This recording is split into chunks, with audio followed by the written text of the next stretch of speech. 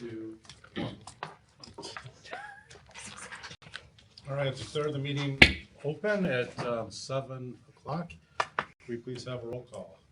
Ms. Grisham? Mr. Globinger? Yes. Ms. Oliver? Here.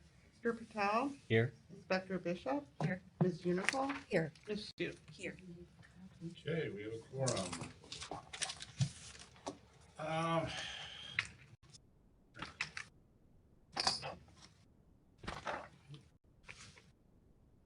Great. First thing on the agenda is approval of the agenda. Is there anything anyone would like to move on the agenda? I move to accept. What's that? I move. Did you say you Oh, needed? Dad, I want to know if anybody want to move, Oh, change anything on the agenda. no, thank you. I thought you needed a, Okay. Is there a motion to approve the agenda? now I move. Thank you, Barbara. Is there a second? Second. Thank you, Stacy. Can we get a roll call? Mr. Globinger? Yes. Ms. Oliver? Yes. Mr. Patel? Yes. Inspector Bishop? Yes. Ms. Unical? Yes. Yes. Okay, agenda is approved. Next item is election of the officers. I'll present the slate from the nominating committee. So the nominating committee met on Tuesday, and the proposed slate for president is Stacy Oliver. For vice president is Janet Spector Bishop. For treasurer is Jamie Zhu. And for secretary is Barbara Unico. Are there any nominations from the floor anyone would like to make? Okay, hearing and seeing none. Is there a motion to approve the slate as presented? So moved. Barbara, thank you. I'll just Is keep there- my hand up. Is there a second? I'll second. Thank you, Jamie. Can we please have a roll call to approve the slate?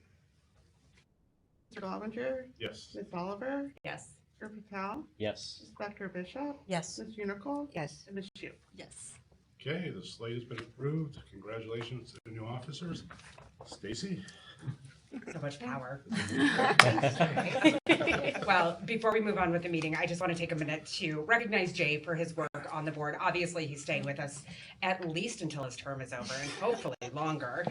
But we do want to acknowledge his leadership of the board over the years. He has been on the board now for 14 total years and has served as an officer for 13, including as treasurer, vice president, and president. And on a personal note, I have been exceptionally grateful to be able to shadow you during this time of transition and learn from you, and am eager to continue learning from you because you always ask the best questions. Thank you.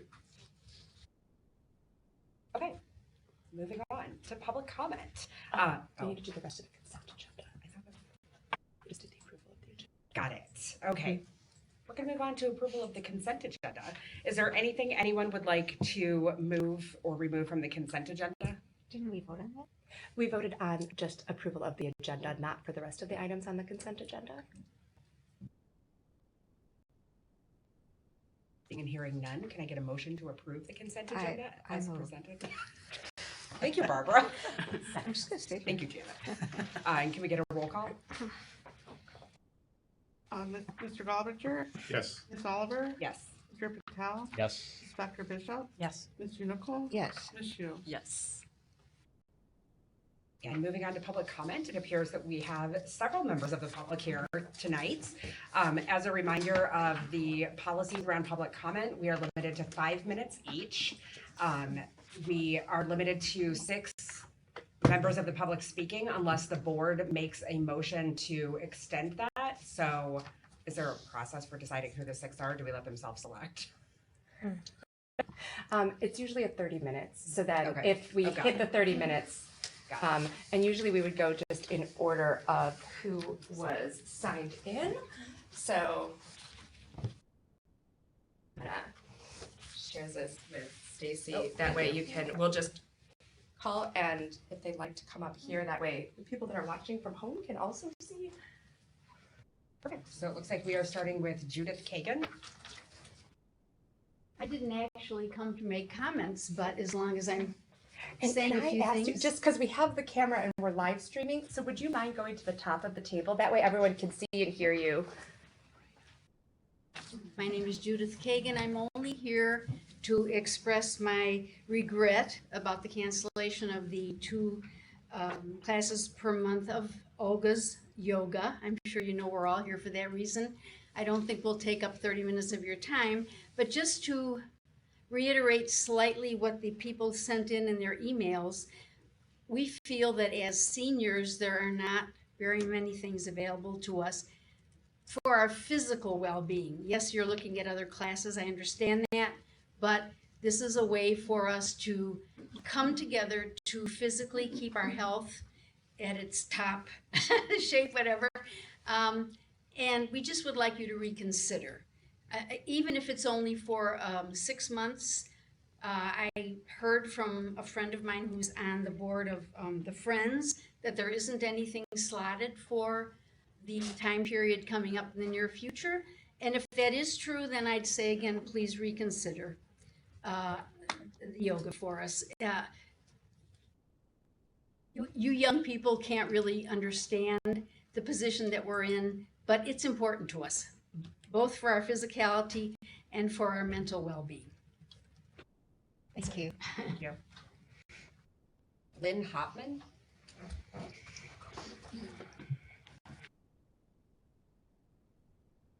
I'm Lynn Hopman. First of all, you're very fortunate because I have laryngitis, so I won't be talking for very long. And I wasn't prepared to speak tonight, but the other members here too, I just want to reiterate that I've been coming here. It's been my privilege for 12 years to come here scot-free every Friday and work with Olga. And it's certainly made a difference. And I see that you say it's where community happens, and it definitely does. I think this is really a very important thing for the community, particularly seniors. You don't know this personally, but perhaps you're dealing with parents now. One of the biggest falls, what the biggest things for seniors is falling. And so many of us are avoiding that because we work on joints and balance and things like that. So it's not just a class, it's really an important thing for our health. So I would just want to have you think of that when you're thinking about maybe restoring that weekly class for us. We'd greatly appreciate it. So thank you very much. Thank you. Joanne, and I'm sorry I can't read your last name. Khan.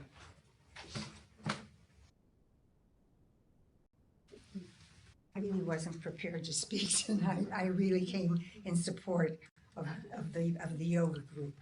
But truthfully, as I'm sitting here thinking, that is the only free program for seniors in this whole village. And as taxpayers for 40 and 50 years that helped build this beautiful building, and I worked here before they went to the Jewel, and I worked here when they got back from the Jewel. And it was one of the delights of my life being able to work here.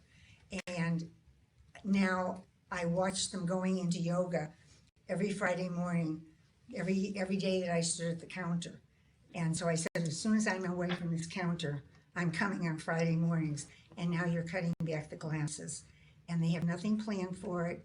And I just want you to take a step back and think that none of you are in that age group yet. But Thank you. I've had two bad Thank you. I think I'm older than you are. I would bet on that. I know I don't look my age, but I'm older than you are. And I've had two bad falls. And I find that the yoga helps my lower back so much that I couldn't get that anyplace else other than here, unless I wanted to pay $18 every time I stepped, and plus a membership fee. If I wanted to step into the new building that was supposed to be in the beginning a senior center. And then the Park District found that they could make more money if it wasn't. And so I'm asking you to reconsider and let us at least have. Actually, this all came up after most of us requested 2 classes a week instead of 1. And now we're just pleading to continue the 1. Thank you. Cecilia Kessler?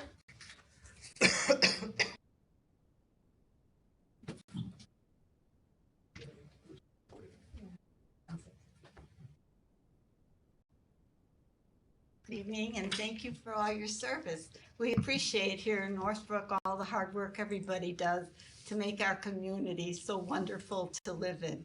And I'm a yoga member too, and I've gone to other classes for therapy, and I'm getting much more out of this class than I've gotten and paid a lot of money for.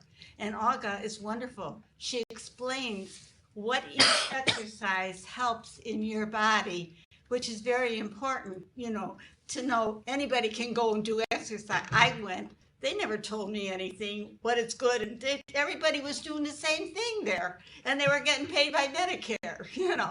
And anyway, I wish you would consider keeping it, every week. I really enjoy it, and it's helped me very much. Thank you. Thank you. Jansen? Jason?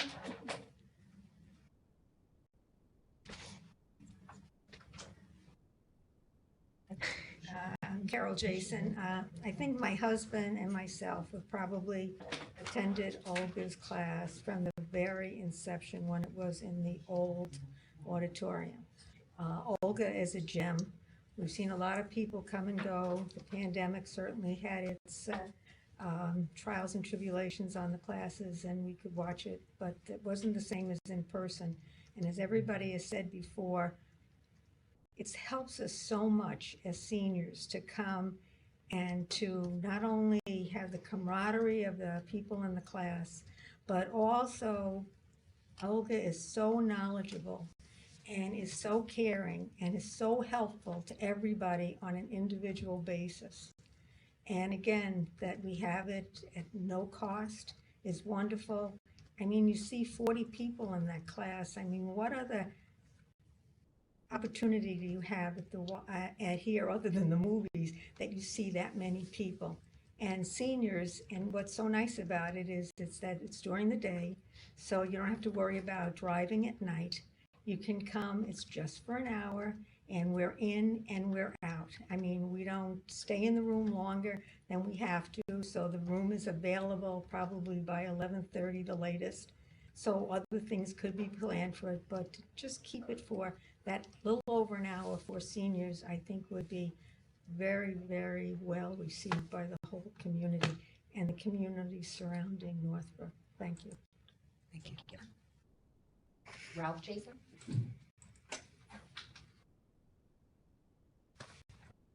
One of our few men in the class, by the way.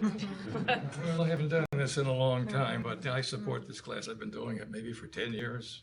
Olga says it makes us younger. I'm going to be 87 pretty soon. Keeps us keeps us in line. We really, really need it. And it doesn't take up much space. We don't make much trouble for the Y. We put our chairs back. We do our job. We just need you to back us up on this. Appreciate it. Thank you. And Marion Caparuso?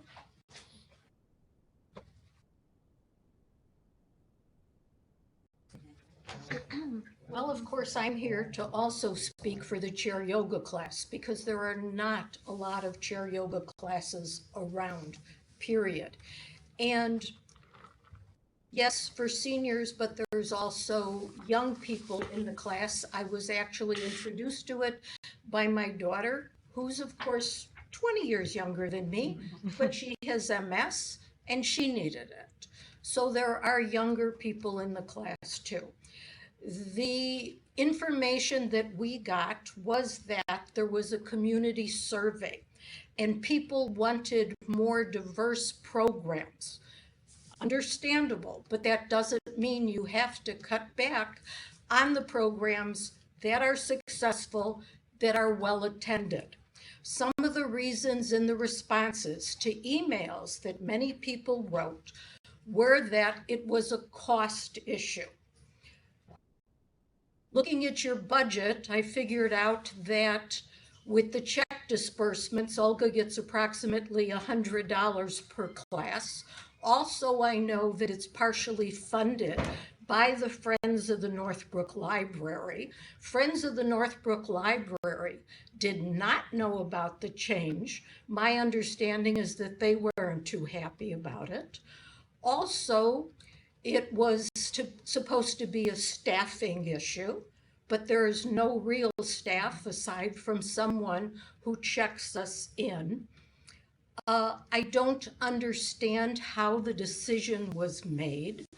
It was supposedly made with considerable deliberation, planning. It amazes me that a program that's that successful could be canceled. Also, I'd like to front that I have attended the class for well over 10 years, was introduced to it through my daughter, but I am not a Northbrook resident. I am a Glenview resident. And the only thing that I can hope for is reciprocity between the adjacent suburbs.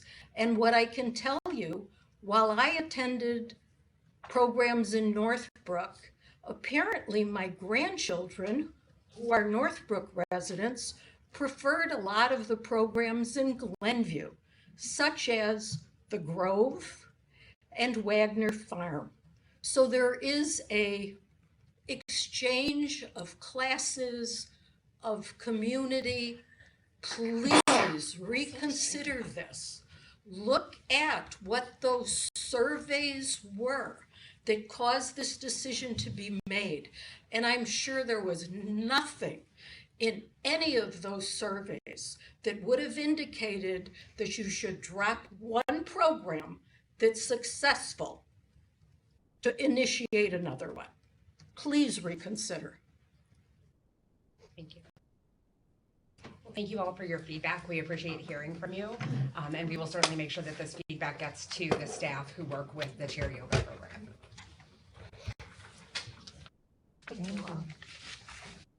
Thank you. Thank you. Moving on to staff reports.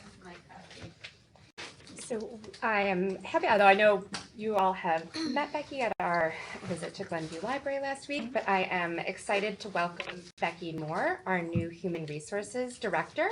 And I asked her to just share a little bit with the board about her background and so you can get to know her a little bit more. So I'm going to turn the floor over to Becky for her introduction. Great, thank you.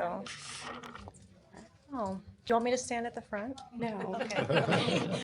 I can sit? Okay, great. Okay, great.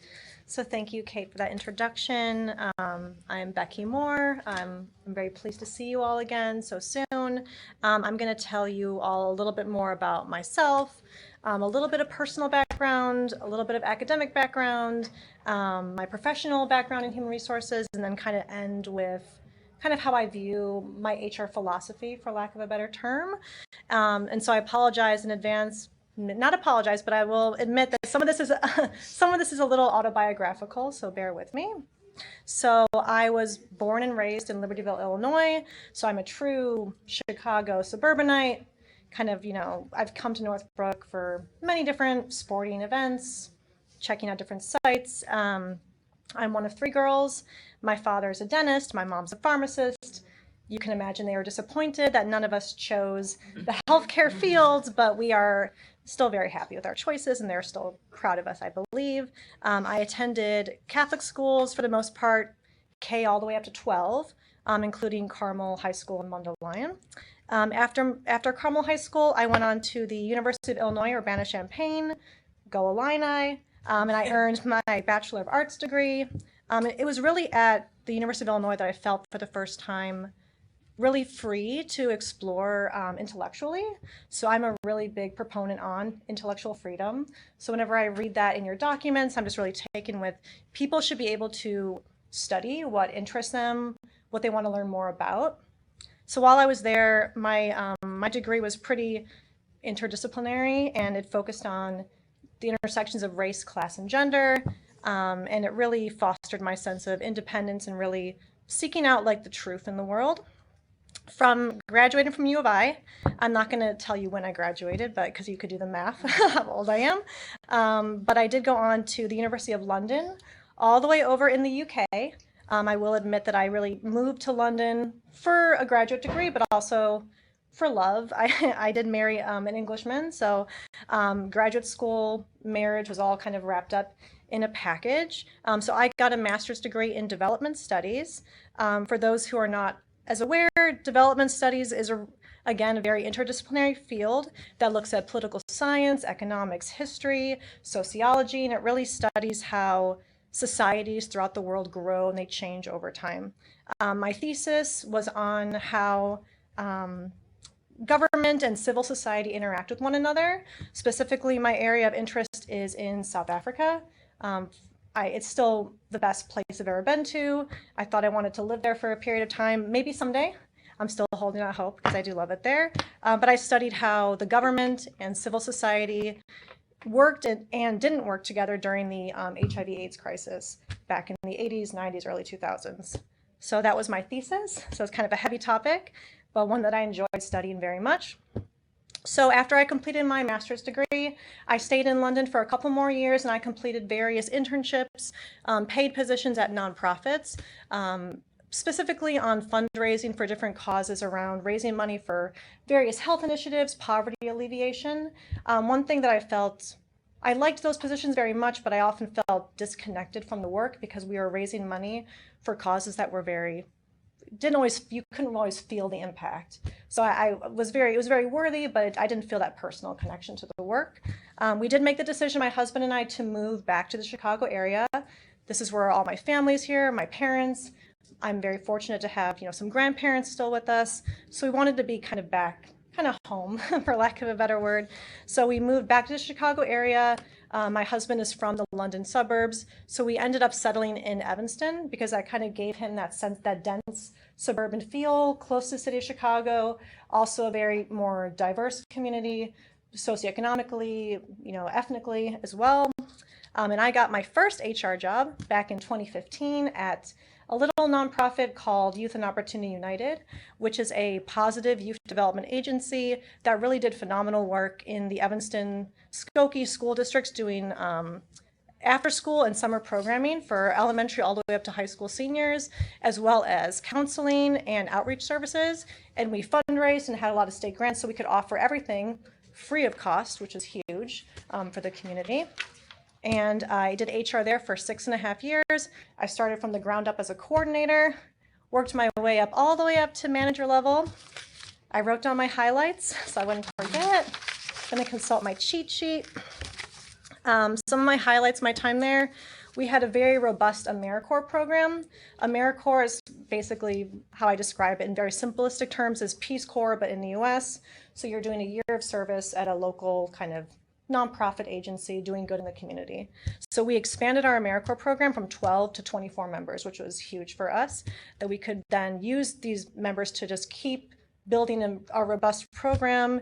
And there was a lot of recruitment involved, but because we had such a great program, we were able to retain people from year over year, and we often promoted those people into then full-time positions, which was phenomenal to see.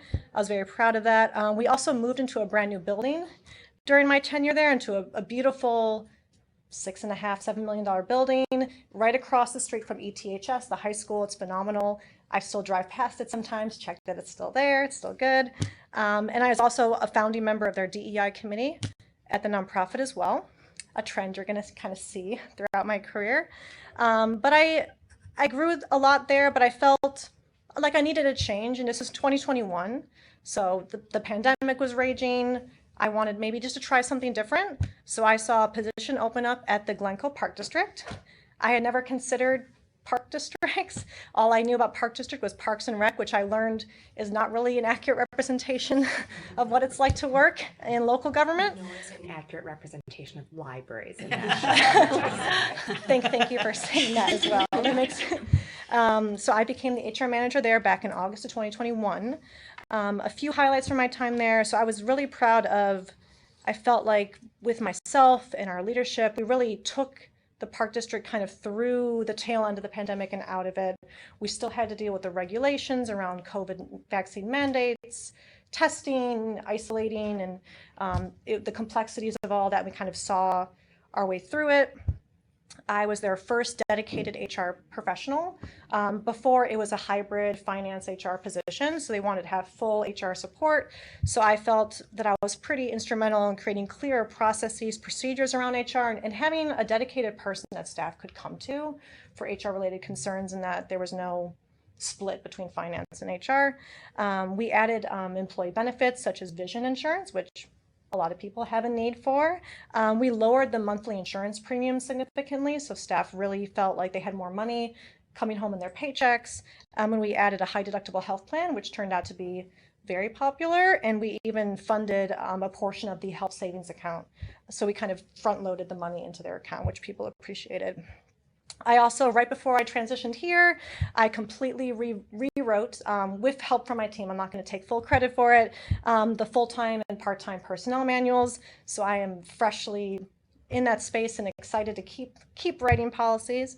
I set up their first DEI committee there. We called ours the IDEA committee. The A stood for acceptance. There's all kinds of acronyms in this space. Glencoe Park District has a very well-known, great early childhood department, full-time childcare from 6 weeks old all the way up to 4 years old or 5 years old. My daughter is actually still in their programming, and we converted part-time positions to full-time positions because we recognized that we had a lot of staff turnover, and if we had full-time positions and we invested in that department, that it would be better for the children, the families, and really better for us too, that we would have staff that we could grow and develop. So that we converted 9 part-time positions to full-time positions, and I'm really proud of that legacy of, you know, the people who are still there and still serving the community and the children. I also did several successful employee engagement surveys at the Park District. The one I finished right before I came over here, we had a 80% completion rate, which I was really pleased with because the year before was 59% completion rate, so that's over a 20% increase. And we utilized an external vendor that I found because people wanted to be absolutely sure that it was confidential, anonymous, we would not be given, you know, any compromising information. So I'm a big proponent of utilizing external vendors for conducting surveys. Did I cover everything? Those are the highlights. So that's my experience. So I joined you all just a few short weeks ago, back in May. About my philosophy, if you can maybe already gather, I'm really mission driven. I have the privilege, I feel, of selecting where I choose to work. So I'm very selective with where I apply. And when I saw the job posting for this position, it just stood out immediately. Like it just was so focused on the mission, the vision of the library, the EDI work you've done with Lily Zhang, which is so prominent and so genuine and authentic that I was compelled to apply. And I'm glad that I did.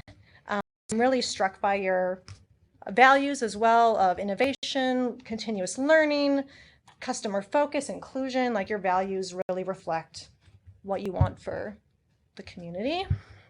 And I am really excited to be in this role to help fulfill the strategic plan. I feel like, great, you've done the strategic plan. Like, I'm ready to go. Like, buckle up. Like, let's go. And I really am excited. I've met with quite a few staff already, and I'm just so taken with the passion of the staff who work here. And I want to just continue how we can continue to increase staff capacity. I always say work smarter, not harder. And I think there's so much opportunity for us to work well together, really. And I'm also excited to continue building upon the inclusive culture that has been worked on so well and so hard already. I'm excited to look at compensation and benefits. Not everybody's excited about compensation and benefits, but I'm really into data and really maximizing our dollars and for our, not only ourselves, but also the people we serve in the community. Embedding EDI in all of our operations and our policies. And then lastly, I'll conclude on a personal note. I have a husband you've heard about. His name is Tom. I have a 5-year-old daughter, Charlotte, and I have a feisty cat named Selma. She's 9, and she really runs the household for sure. And a few just things about me that Kate already knows, that I'm a huge coffee drinker. I drink too much coffee, to be honest. So if you say, let's go get coffee, I'm not going to turn you down. There's a candy bowl in my office filled at all times. It's a way to kind of entice. Really good candy. It does have pretty good candy. I think the HR office can be very intimidating space for staff to kind of visit. So I always just tell people, like, look, just grab candy and go. You don't have to talk to me. It's fine. If you want to say hi, that's great too. I'll always say hi back. And I am into all things travel. South Africa is the best place I've ever been to.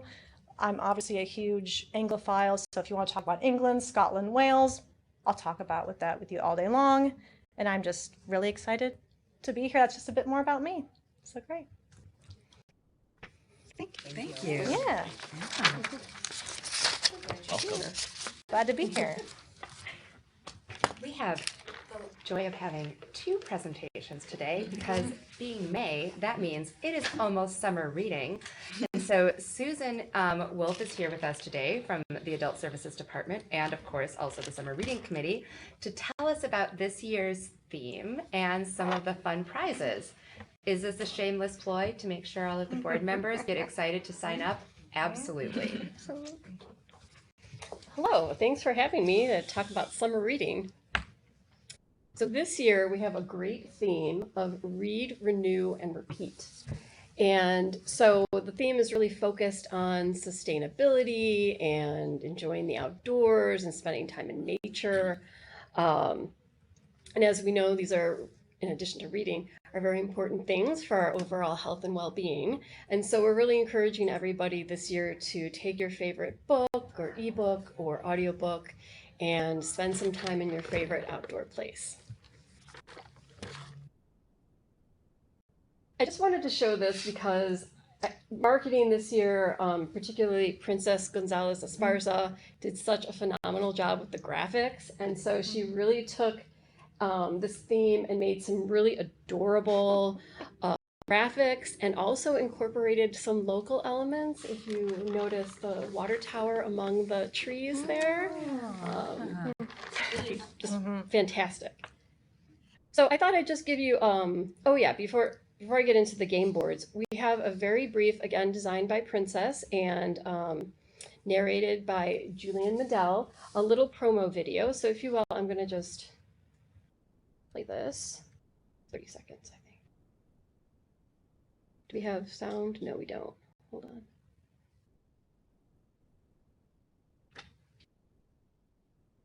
I never get sound to work on presentations. It looks like your sound's on though, Kate. Just pay no attention. Oh no, look, it was muted. Oh, it was. Yep, sure was. Just don't look behind the curtain.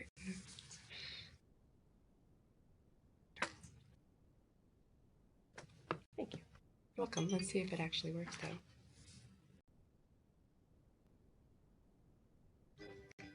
This summer at the Northbrook Library. Get ready to read, renew, repeat.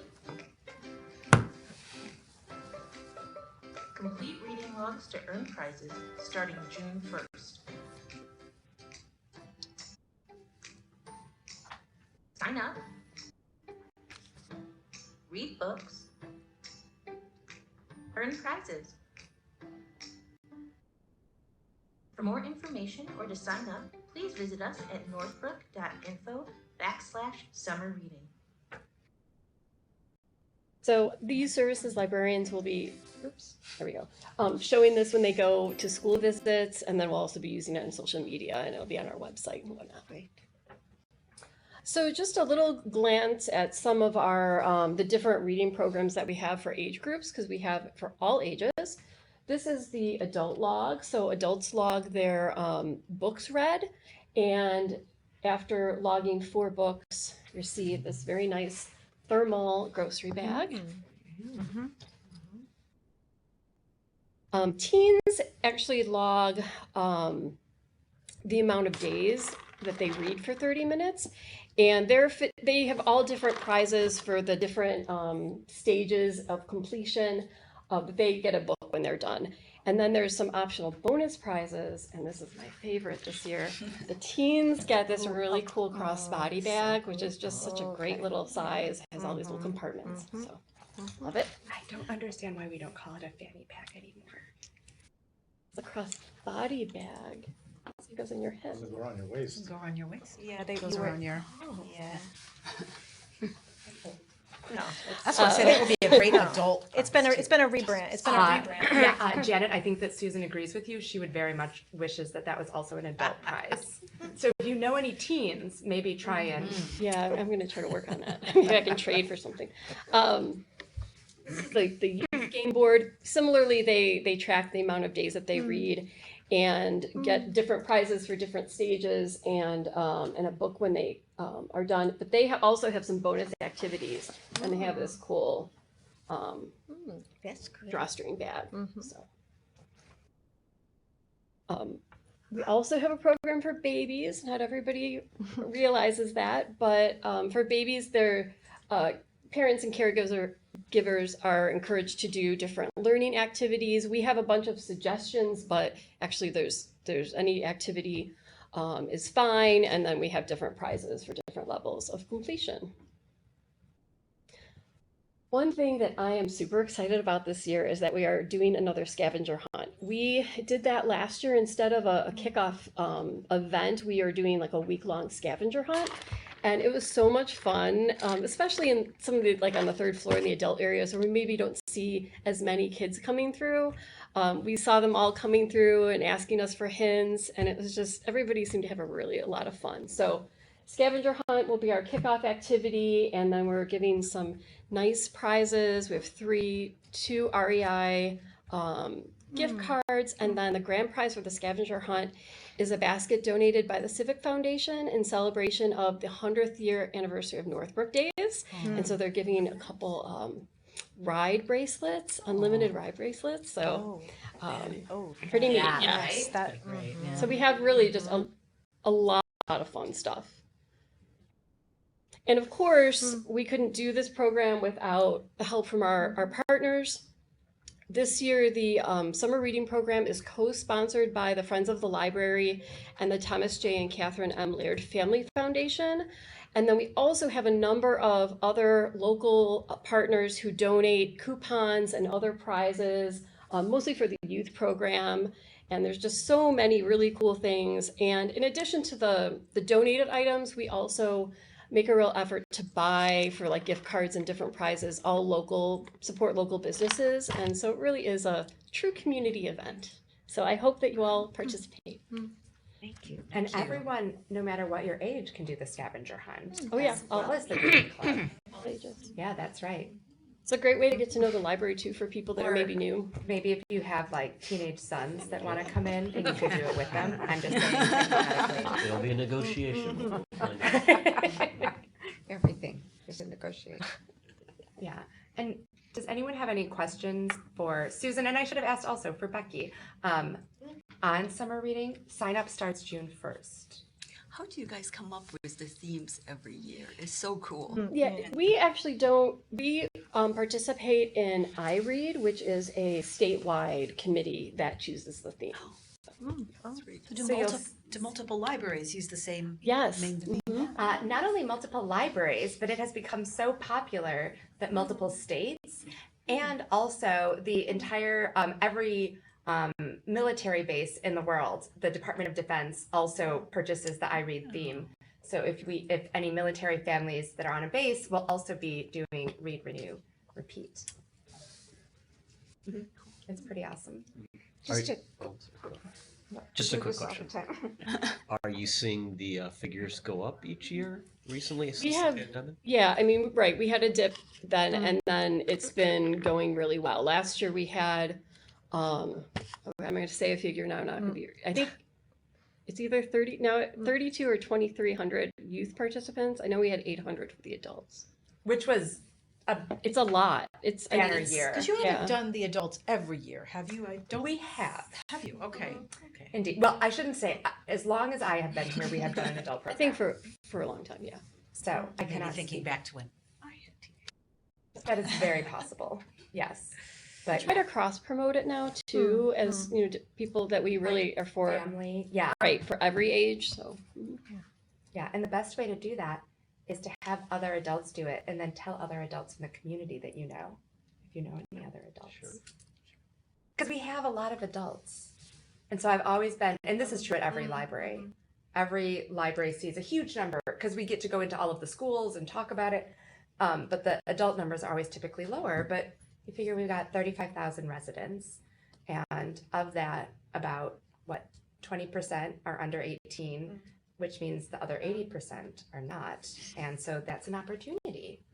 So we have room for I was at a library of, the community was 150,000 and we had maybe a couple hundred. Oh, our numbers are still We have a very good. phenomenal. I'm No, sorry. I'm just saying, as perspective, we do have a really good engagement with it. We have super good engagement. Yeah. Yeah. And we don't want like to triple the number because we do not have the number of prizes. So, sorry, Barbara. I think you were. I was just going to thank you, Susan, because when you talk about it, you're excited and it's contagious. Oh, thank and you. so thank you for the work you do and the enthusiasm you bring. Thank you very much. Thank you. Thank you. I have a couple other items for my report, and one of which is that the summer reading T-shirts have arrived, along with the magnets, which are a hot commodity. These are not something that everyone gets. So, everyone on the board has their shirts and their magnets. I hope that you enjoy them. And in case I haven't mentioned it, I hope everyone signs up for summer reading on June 1st.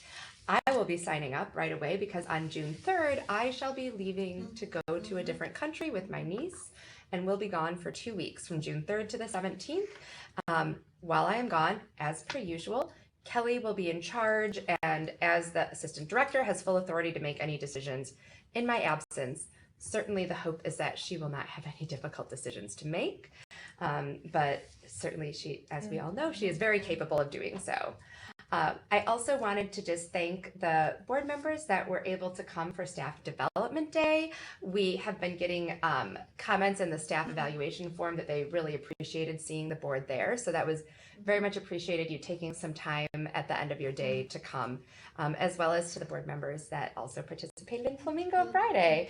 I think it was a really fun event, and we were really grateful to have your presence at both of those. I know not everyone was able to attend Staff Development Day, so I did want to just recognize our staff anniversaries, which all told equal 195 years of service, which is kind of amazing. And so when we, you know, Becky was talking about like retention, and we have staff ranging from 10 years to 35 years that we celebrated this year.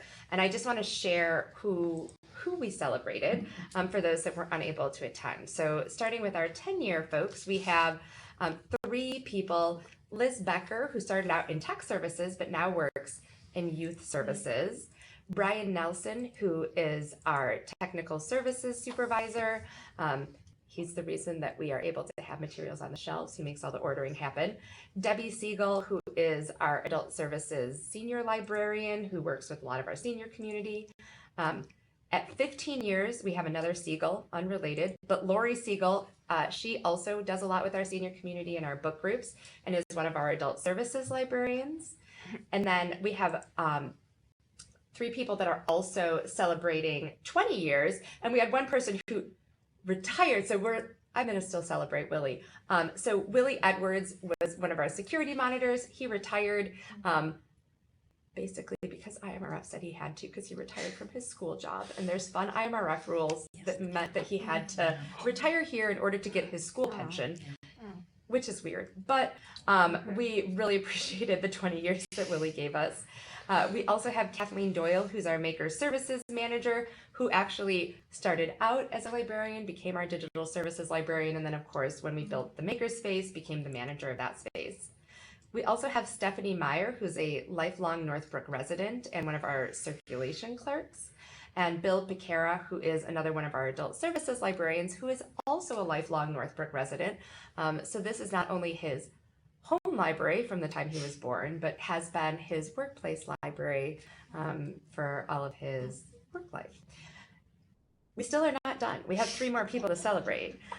25 years, our technical services manager, Barb Mayer, thought that she might like working in libraries, and so decided to try it out, and has been here for 25 years. So that worked out well for us.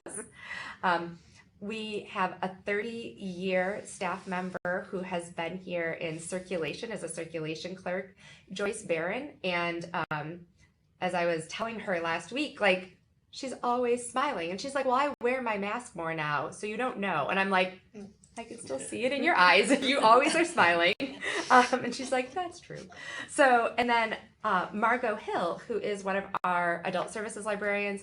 You may recall Margot is the one who is in charge of all of our movie programming and does our Oscar films. And she has been here now for 35 years and is, and so with all of those staff, that is 195 years that they've given to the Northbrook community.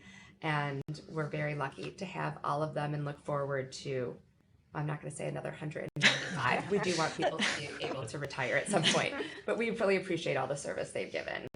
I also wanted Anna to share a little bit. You may have noticed that she moved quick after the board approved getting the work done on the first floor and has an update for us.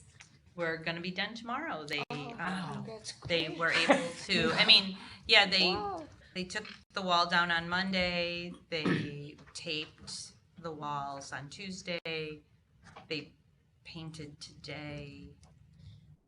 And they're going to tile the floor tomorrow. Wow. So, and it looks great. So tomorrow Biblioteca will come out and make sure that the machine is operating properly, but we're excited. And it's still before summer reading. Yay. So great job. Yeah, Pepper did a great job. The construction people were awesome. They were very respectful of staff and tried to keep the area clean and did a really great job. It helps them to do a great job to have Anna on top of all of it as well. No, they helped me. I keep thanking them because the project went very smoothly. And that is everything I have, unless anyone has any questions from anything else from my report. How many books do you plan on reading between June 3rd and 17th? It's 2 weeks. I don't know, probably like 10, 8 to 10. So you'll be pretty much done with your adult reading. Yeah. I mean, I read about 4 books a week, so, you know. Yeah. I mean, some weeks it's less, but so yeah, about 8 to 10, because the plane rides are long. You're only going one way there and one way back. Yeah, but I'm going to read like in between. I'll read at least a book each on the plane, so that's already 2. Do you want me to I can share a list of what I end up reading on my vacation day. I think you should come back and report to us. Okay, I'll share a list of books I read. Full book readings. Yeah. Yeah, I do have a lot of YA, like apocalyptic fiction on my list that I'm going to be checking out. For your niece?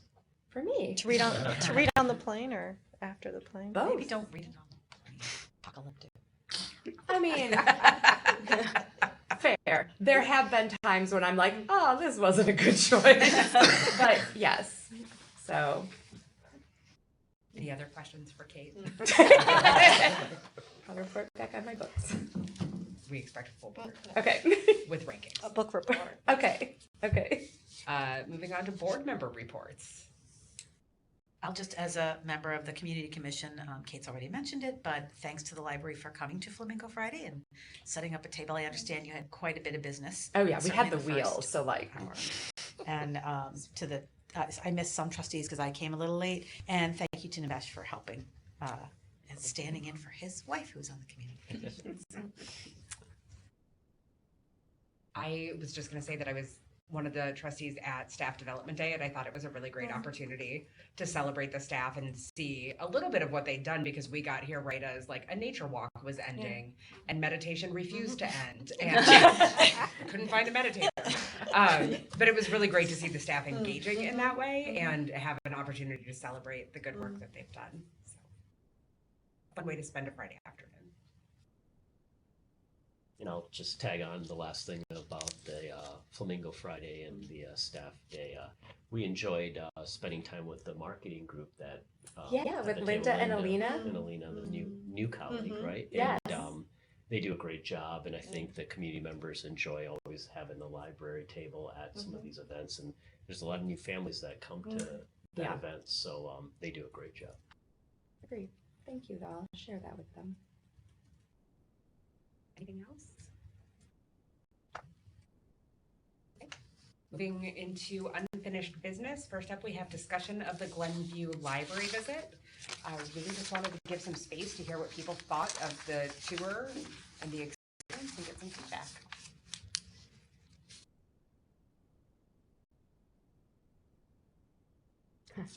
Go tonight. Oh, Either you all or right. I. I'll go first. First of all, thank you for putting it together. I think we've all been to the Glenview Public Library as patrons, and I've enjoyed it for many years. This was Jay's first visit. Oh, okay. Well, He loves us too much to Stand stray. corrected. But at any rate, you know, it was interesting to just understand their roadmap for improvements, just like we're doing the strategic planning. So I thought that was quite helpful to see. A very courteous staff, so it was nice to hear their perspective on a lot of the things and the history and you know, what they're pulling together. I really liked how they went through the details of their plans. Like, here's what we plan on doing in the next 12 months, and here's our longer term planning. Some of the things that they had fixed. So your counterpart there is doing a really good job, obviously. And I had a chance to meet the president of their board as well, Jay's counterpart, and she was very pleasant as well. So, you know, they have a paradigm with respect to their building being newer. So we have to take that into consideration that while they have some incredible spaces for their children's area, there are some facets that, you know, we can't replicate where they're, you know, impressive. But at the same time, it's always good to understand what's going on with some of the libraries in the area. So thank you for setting that up. It's just always, I used to live in Glenview. My children grew up going to that library. And it was a very small, much smaller space. And so to walk in at this stage and see how it's so totally different, and yet they've kept the essence of it being a community library. That building is high ceilings and massive, and it could be very cold and unwelcoming, and it which is a testament to the staff. And I really thought that the youth and children's section was extraordinary.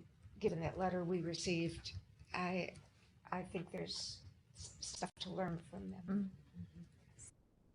Can I just add, so I was, Janet had asked me a question about the letter. Somehow it did not, even though it was sent to the board email, there's still something weird going on. I did not get it. Janet luckily sent it to me this afternoon, and so I will be responding tomorrow. Still not unclear why it didn't come to my email, but yes. And I think that it's something that we've all recognized on the tour, that we've heard in the surveys, and that is certainly something that we know, and certainly something that staff have raised in the youth department, that we want to be doing more, and we need to refresh the space.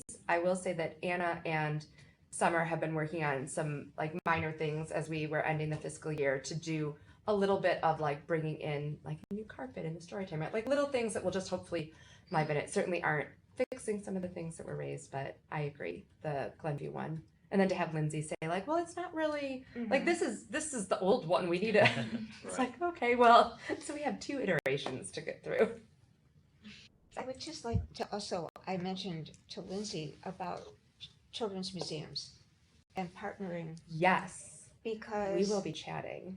Well, because the things that they do are so well thought out and developmentally appropriate and interactive. Yes. And it doesn't take away from the library. It really would be a good partnership. Absolutely. And, you know, when Kelly was the manager of youth services, we had talked about like, how could we maybe create spaces? Because it does require, a lot of times in libraries, I've seen this working as a youth services manager, we buy items that are great for home use, but are not as durable as needed for the high use that you get. And museums have cracked that code. Absolutely. Right? They know how to do that and to make it interesting and to make it interchangeable. So it isn't just, this is the thing. I see either libraries either going for like the really cheap stuff, or we've just spent $50,000, but this can never change. And what we need is things that are able to evolve and shift and change And throughout the exhibits. year. The whole idea of exhibits. Yes. That it's a theme and then it. Yes, yes, it comes and goes. So So yeah, I'm very excited about that. And I know I've talked a little bit about it with Summer, and certainly there's a ton of opportunities. I think staff right now do a great job of trying to create that within the limits of the spaces that we have. But it would be wonderful to have something that was really more designed with that like high volume touch and that, you know, early learning. Although staff do incorporate the early learning certainly, but yeah. So that's an exciting, and to know that you have that connection. So Thank you for arranging. It was a really I'm so glad. Yeah. wonderful day. I had been in the Glenview Library many times, but I appreciated the more formal tour and the opportunity to learn a little bit more about things behind the scenes and the thought process behind them. I particularly liked some of the things like the book club bags. I thought that was pretty neat. And also, I won't lie, that outdoor patio. I know, right? Nice. Very special. Yeah. Beautiful. Yeah. Until the cicadas come, and then it won't be usable. So correct. Truth, but still. Correct. That would be delightful. Yeah. I'll agree.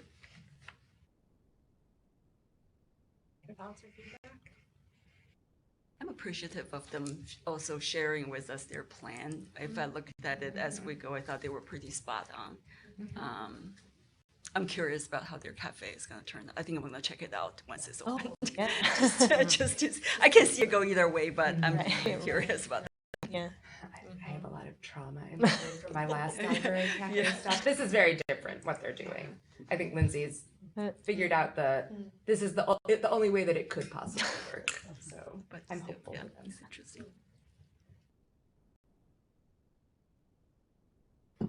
That was a nice library. To me, I mean, the space, I like the space, but it reminds me more of a collegiate library atmosphere. Oh, yeah, that's true. Okay.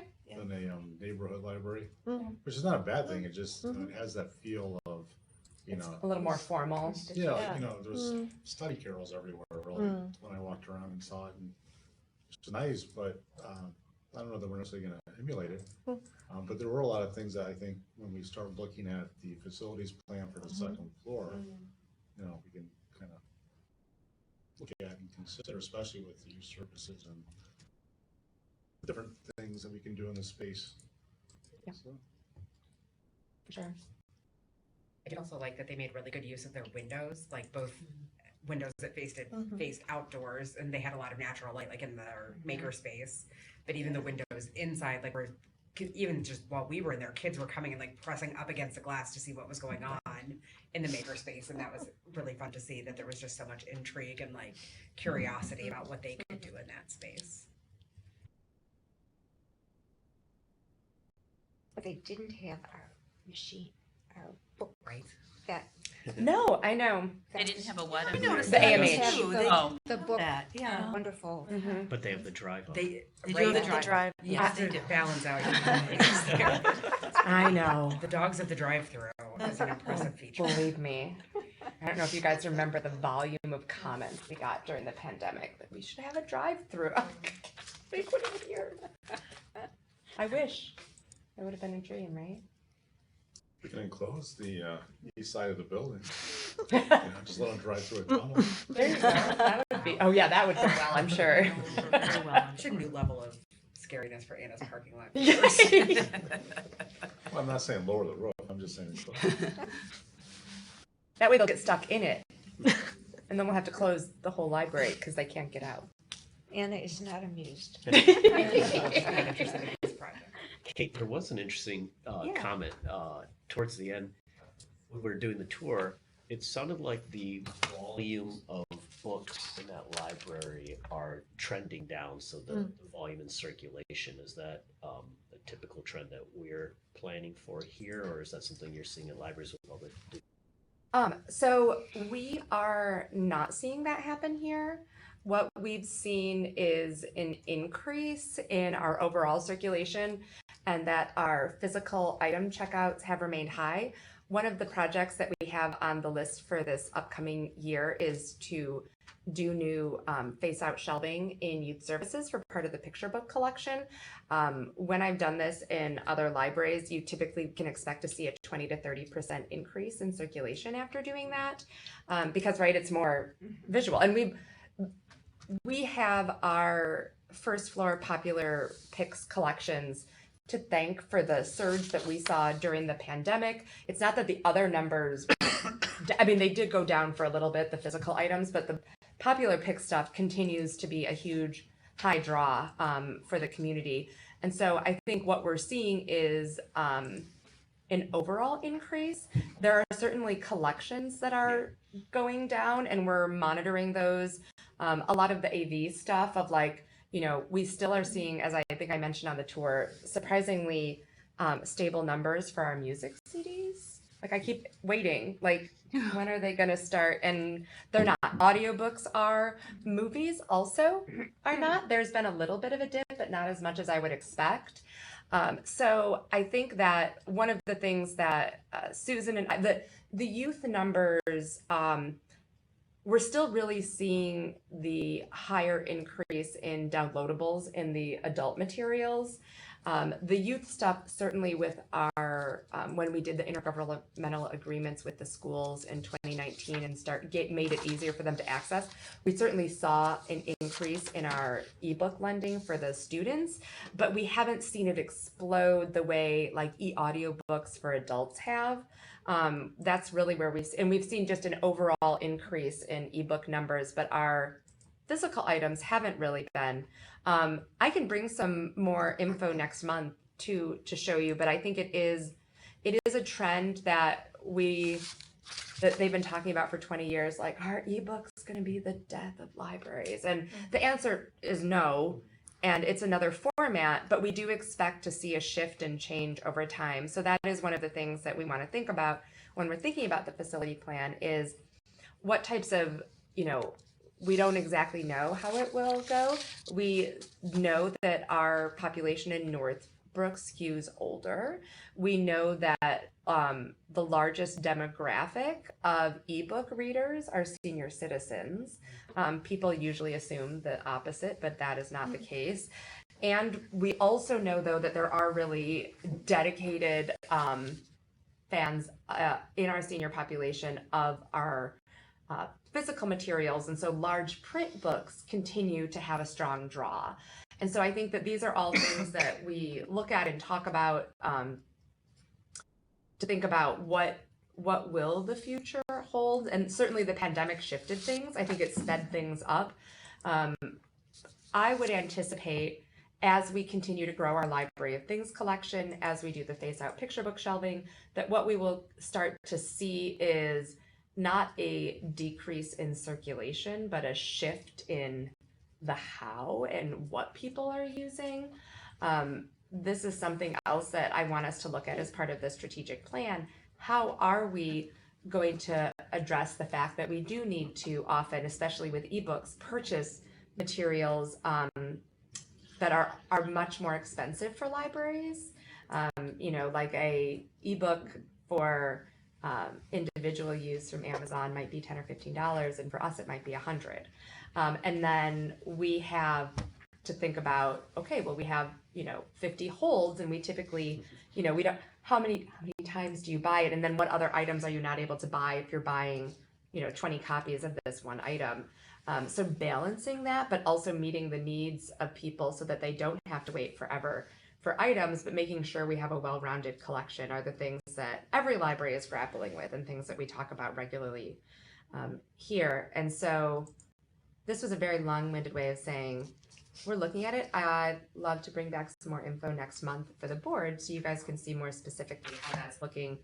And I do anticipate changes coming, but I don't necessarily think it's going to be a radical shift. And I don't expect our circ numbers to be decreasing. I expect them to continue to increase because of some of the new ways that we're marketing and thinking about our collections. Great. It's summer reading. Obviously. Well, I figure if each board member checks out and reads at least 5 items this summer, that is Really another adds up. 35 items. So That's gonna get us Right. back to $1 million. We're gonna make a substantial difference. Substantial. Even though some of us probably already do that, right? Like. Okay, so 10. Challenge accepted. Anything else about our trip to the Glenview Library? Okay, moving on to strategic plan implementation. So I had fully intended to have a slide deck and take you through all of the things. That did not happen. So I'm going to just talk to you about it. So as you know, last month you approved our strategic directions and the strategic goals. And so I have been going through the staff and board notes that Amanda Standifer had put together. We had an implementation meeting with the staff and Fast Forward Libraries and are working on putting together the implementation plan. In my head, I was like, we'll have the implementation plan to bring it this month. I'm not sure what I was thinking because that wasn't realistic. So the management team is going to be looking at everything at our management team meeting later this month. And we have gotten so much feedback already from staff previously about projects and things. So right now what we're doing is we're going through and looking at all of the existing information that we have and sorting it into the different categories. The managers are going to be talking within their departments. I think there's a lot of things that we're already doing. So it's a matter of not just adding on, but thinking about what are we already doing in this area that we want to say, yes, this is really important. We want to keep focusing on that. So we're kind of taking a two-pronged approach to it and inviting the staff to weigh in. You know, Becky so beautifully shared the values that we had with our last strategic plan, which I think are very much in play, but we're going to be checking in with staff to say, like, are these all still resonating? Are there other ones? You know, I know a lot of places have been adding like the word belonging. And so those are things we're going to be looking at. So my hope is that by July, we will have an implementation plan that we can share with the board. I know part of my, the goals piece was like having some type of web dashboard, which yes, I think that would be fabulous. And the plan is to do kind of like a quarterly check-in on the strategic plan. But for those of you that were not on the board with the last strategic plan, I think it's really important to embed the work of the strategic plan into everything we do. So once we have that implementation plan in place, we'll be revamping all, like my report, how we're presenting and looking at all of the work that we're doing and tying everything back in so that we aren't just checking in a couple times a year on it, but we're really keeping it front and center in all of our decision making and work that we are doing so that we can stay really focused on the goals that have been set to move us forward to our vision. So I know that was kind of vague-ish, but hopefully that gives you a little bit more of a roadmap. And I will share more of an update and hopefully some more draft stuff in June, but then hopefully the full implementation plan in July. And then following that, revamping the reports and things and working on a dashboard. Linda, spoiler alert, has already been like looking into stuff. Well, I did have a question about rollout. Is there anything on our website? And I admit I just took a look and I didn't see anything, but then I'm not, you know, just with some of the overarching things we've already decided, is that somewhere that the public could see it, or are you rolling it out in some So way? Yeah. what we were doing was we have a tiny little bit in this newsletter, and then in the fall newsletter we're going to do a 2-page spread, and that's when we plan, because then the implementation plan will be done, and the plan was to have everything rolled out together.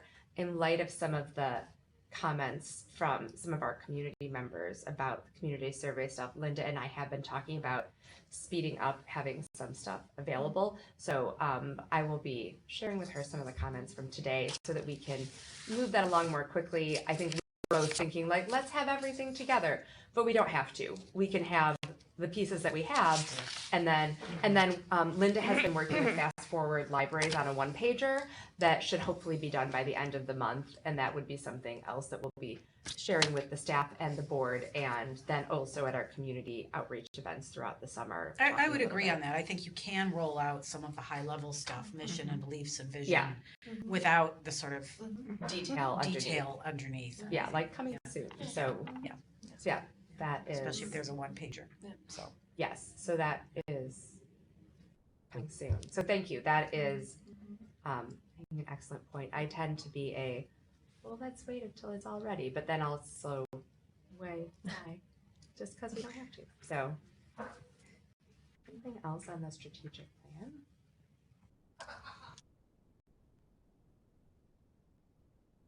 Okay.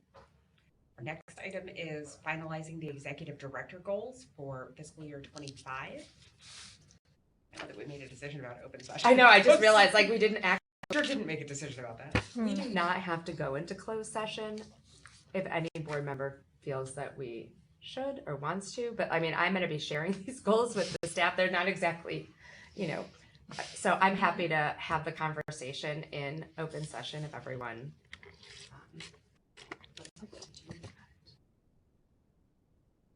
Good by me. Yeah. Works for me. So there we go for it. Oh, can I do just pause and go back to my staff report for 1 second? I would love nothing more. I forgot. I messed up. I didn't write it down because I didn't want you to see it on there, but I also wanted to just pause and thank Jay for, no, seriously. So we have, this is, yes, it is one of our former winter reading prize mugs, but there's chocolate in it. And just a little thank you, Jay, because it has been, I know you're not leaving. But it just has been a real pleasure to get to work with you as president, as I'm sure it will be with Stacy. And it has, coming in during the middle of the pandemic wasn't necessarily the easiest thing, even though you've been vice president for a very long time. And so I just wanted to thank you as someone who has been on boards, worked with many people on boards. As we all know, people come in all sorts of different temperaments and ideas, and Jay is, I know you guys don't all know this, but I get to work a lot more closely with Jay. We have a monthly meeting where we would go over the agenda. If there were issues, we would talk things through, and it was just a real pleasure to get to work that closely with him, and his insight, and as Stacy said, his questions are always really valuable. So it's been really wonderful getting that chance, and I look forward to continuing to do that for many, many years to come. Having you continue on the board, both for this term and beyond. Well, thank you. I appreciate it. I appreciate the little gift, but I'm not going away yet. Yes, I know, but still, I mean, chocolate is good, right? Yeah. What's wrong with chocolate? Okay. All right, now my report is really actually done. And thank you, Jay. Thank Very you. much. Yeah. You want to talk about your goals? Sure. I just need to go back and get my laptop back. Sure. Doing your resources. I always get cold in here. It's like.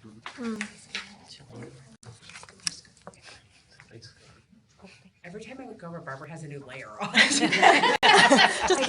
You must come. It's not yours to take on and let off. It's like they turned the air conditioning on. It really. The night Really.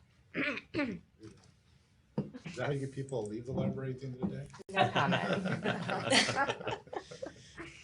No, the cooling tower work that was being done was finished today, and so the cooling tower was turned back on, and we're trying to recalibrate the building. So it is inevitably a little bit colder here as we work to get it colder on the third floor, but we'll balance out by tomorrow, which is not helpful right now. Come prepared. So yes, you brought layers. You came prepared, I did, absolutely. right? It's not your No first socks. rodeo in this room. Yeah. Are people cold in the room? It's chilly. Oh, is it? I'm all right Okay. with it, Oh, and I'm okay. hot, so. I'm surprised the mesh is. I know. It's like I'm just here. It's all good. Well, Jamie's got her coat on. I'm prepared. Yeah. Well, I'm just looking down coat the looks line. cozy. Yeah, and seeing with the. It's like they're each in a different climate.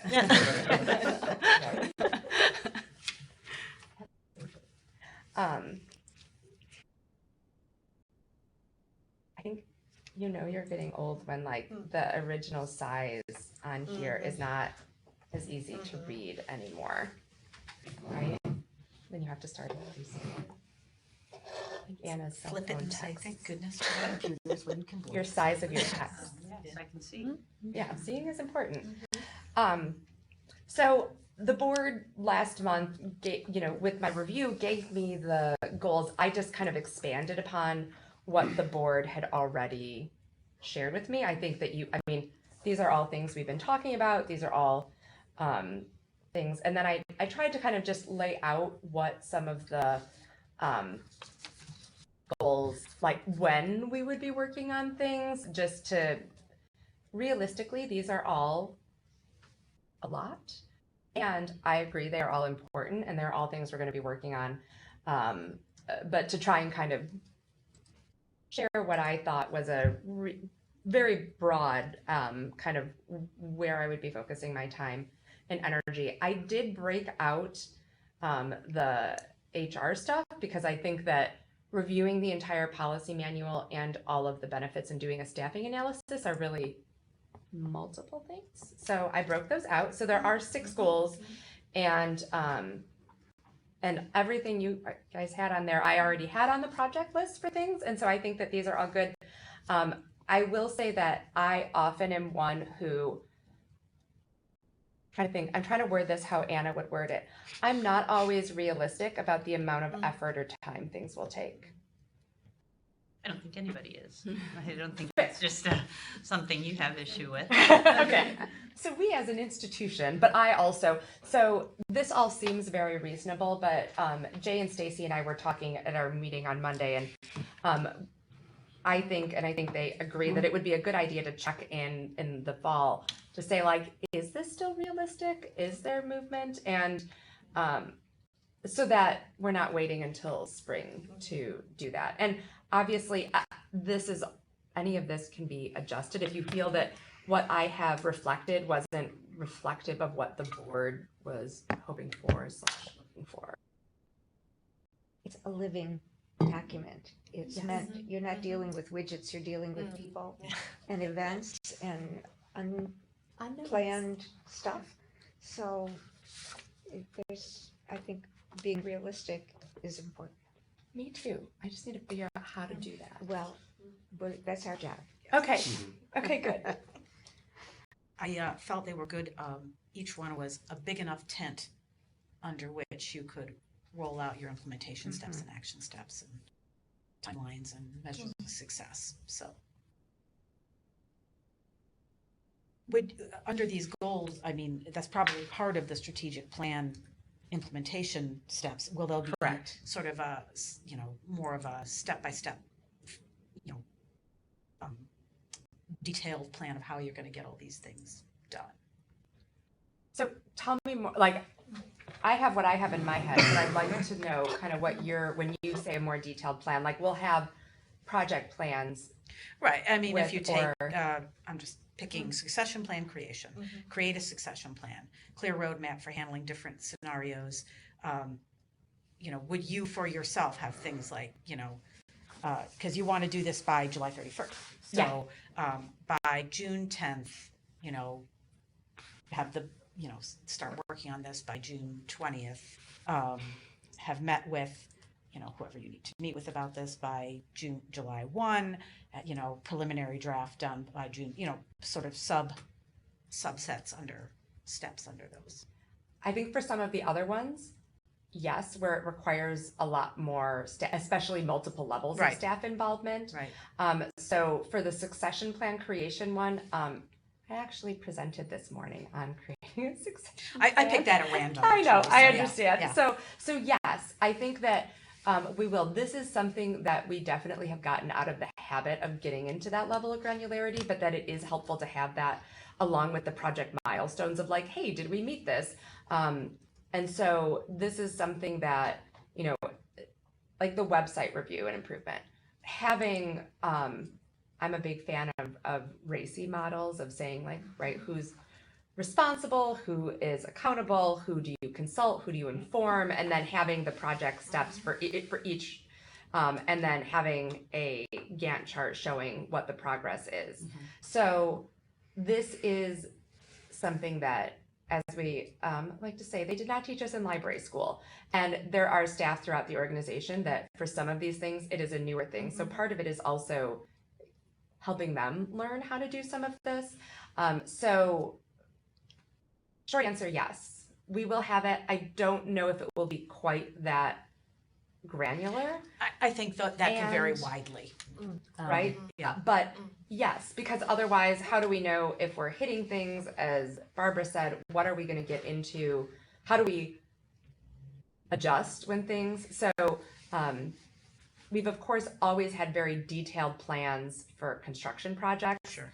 And depending on other projects, it is a little bit looser, which I think is pretty typical in Well, a libraries. plan is just that it's a plan. So of course, there's always room for. Yes. Yeah. Yes. It's not written in stone. Oh, no. That would be foolish.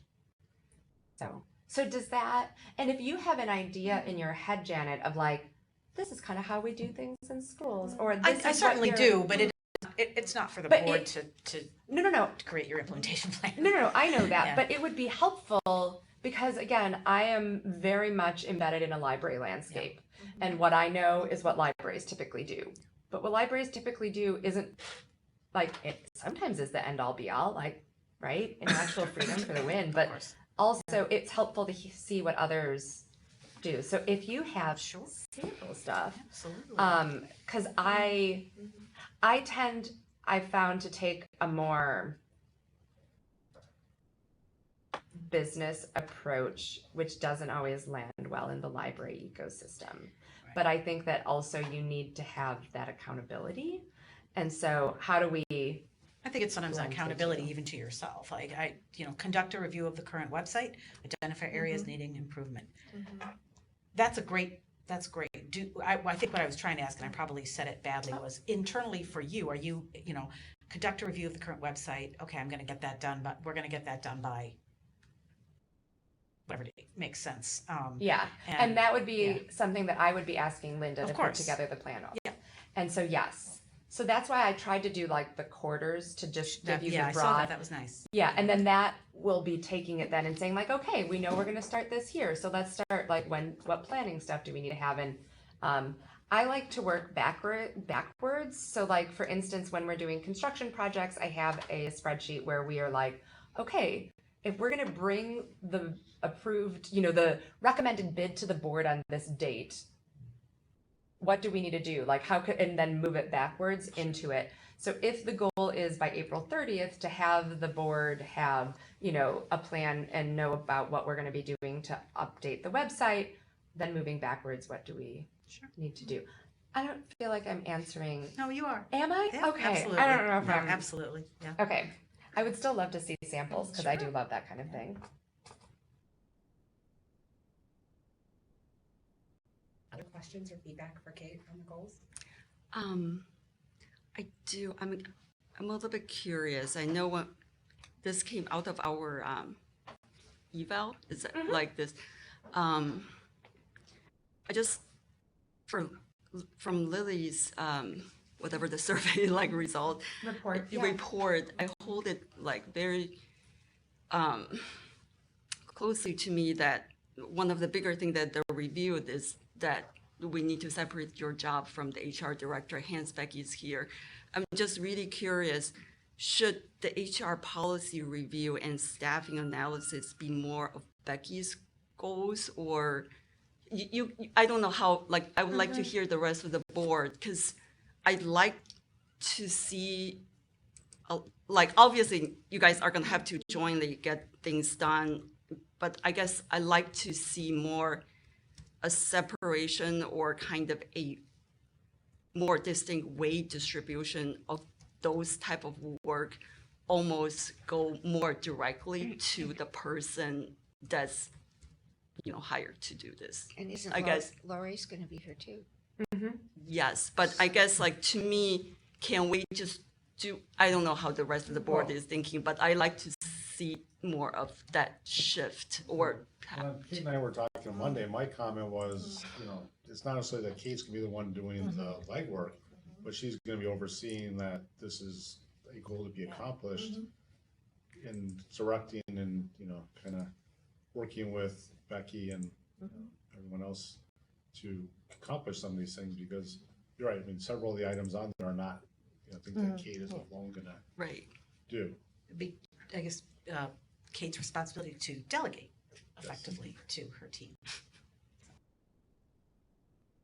It sounds like, though, Jamie, what you're saying is you're worried it's still a little bit too much of me in the weeds based on Lily's report. And right. I mean, and to me, it's like also I know you as a person. Just you know, I think that it's like in my line of work we call it a course of conduct change, but it's basically like you've been doing this, and it's almost better to me. Like Becky takes on these goals as the primary driver. I get it, like obviously you're like the overseeing the person, like, and you report back to us the development things, but it's just like I'm hoping there is more conscious of a moving of everything HR related to Becky than before.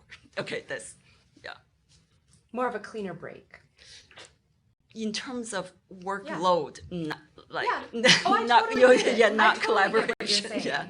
Yeah. Right? Like, yeah. it's very easy for me to stay really deeply embedded, Right. even overseeing, if there isn't that more. And so maybe, you know, I'm wondering if it's like, instead of collaborating with the HR director, that makes it sound like much more inclined, of maybe instead saying something like, you know, oversee, thank you. Who would have thought that I would have come up with that word, come up with how to put a word in your mouth? Look at that. I know Anna's always saying that she's not good at words, but that's not true. Like direct. Yeah, direct the HR director, and because then that keeps me at that high level. Yes, like I just want to kind of, I guess, make that. Delegate to the HR, but then I mean, ultimately, you're still holding me accountable for exactly making for sure the it's end getting results. done. Exactly, yes.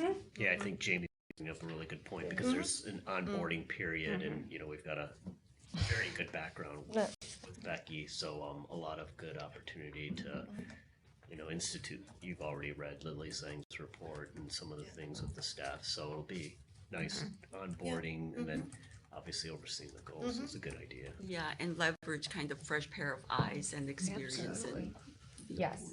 for sure. And I'd already shared with Becky how much I love writing policies, which is a really good reason for me not to be. Because I also share the love of Yes, she does. And so like that's a thing that it is good to have that, and this is certainly something that we've been talking about a lot at our leadership team meetings, of just moving me out of the weeds. And so, yeah, I'll figure out. I mean, I like oversee or direct or delegate too, and so we'll change that. It's gonna be hard for you. Oh, I know, but it's needed. I know, but you're not used to it. No, You're I not know. used to not having I your know. hands dirty all the time. I know, and I love the HR stuff so much. And if I'm saying yes to that, then what am I saying no to? Exactly. So it's about shifting it. Jamie, thank you for bringing that up. Yeah. Anything else? Okay. Moving into new business, 4th of July parade plans. Are we going to participate this year is the question. It has changed, as it was last year, to 4 p.m. It also is a shorter route. And it also is, I know last year we decided that we were not going to participate. Normally, I just want to also acknowledge the board doesn't decide whether we participate or not. I just say, hey, we're doing it. Obviously, things are a little bit different now. And I think it's important, if we are having, I did not survey staff this year, but if we are participating, that if we are going to ask staff to do it, that we have board members there. So it's more a matter of, is the board interested, willing? Do we think it's important to do?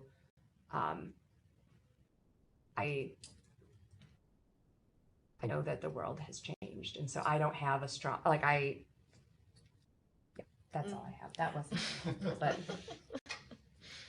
So I told Kate that I would participate. I'm presuming I'll be here this year. I don't have plans right now to not be here like I did last year. I've always enjoyed participating in the parade. I live on Cherry, so usually I walk out the door and, for years, the library was literally in front of our house in terms of the float being prepared. So I was always just right out the door and on the float. When we talked with Kate about it on Monday, to the extent that the library does, it wasn't gonna be anything elaborate. It would just probably be the car and walking along and waving. Having some bubbles. We have our bubble machine. On the bubbles, yes.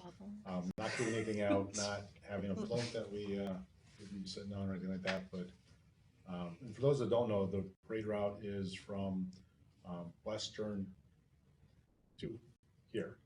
I mean, basically turning and coming down Village Hall on Cedar, and then ending somewhere in front of The Village Hall. So it ends at the library. How far west does it start on? It Just straight up starts. Oh. It starts right at Westmore. Okay. So they've shortened. So it's a little bit, like half a block west of Western. Yeah, we used to start at Western. It was just preparing everything in front of Western and up towards Fingston. So it's not a long walk if anyone wants to participate. 3/4 of a mile. Yeah. Oh, no. Mara was at the Tuesday nominating committee meeting, and she was not comfortable. So there, it's not pressure for anyone. Anyone feels uncomfortable, but I think Kate wants to get a handle on, would we have board participation at the parade? So she can decide whether or not to move forward with the plan. I will be out of town. I plan to be in town, and if you end up doing the parade, I'm happy to join. Great. I will also be here and happy to participate. Handing out pizza. Yeah. Bring the gap. I am not sure if I'm going to be in town, so Okay. I don't have an answer for you right We are planning a trip, but we haven't booked anything. So if I don't go, I'm happy to be there.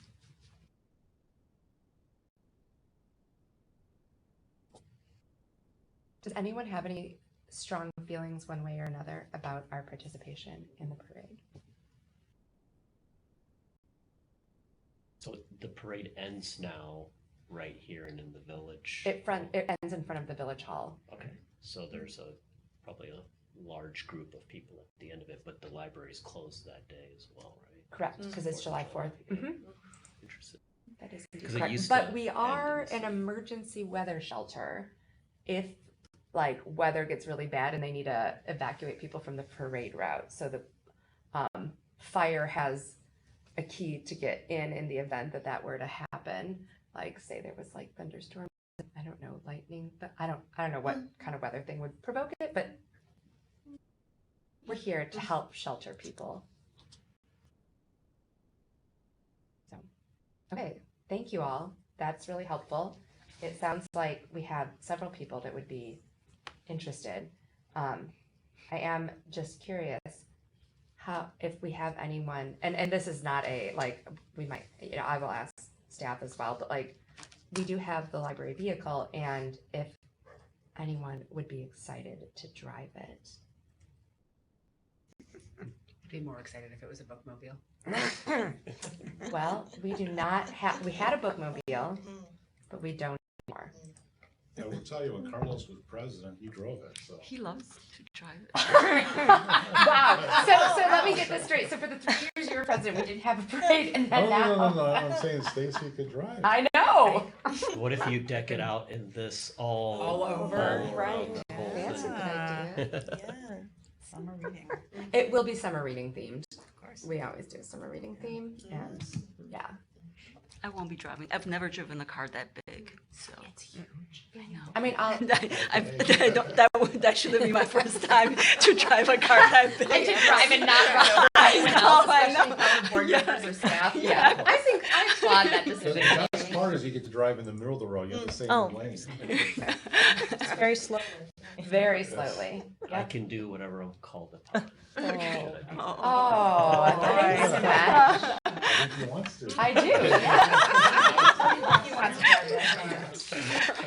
If I were to drive, I have to do like new driver.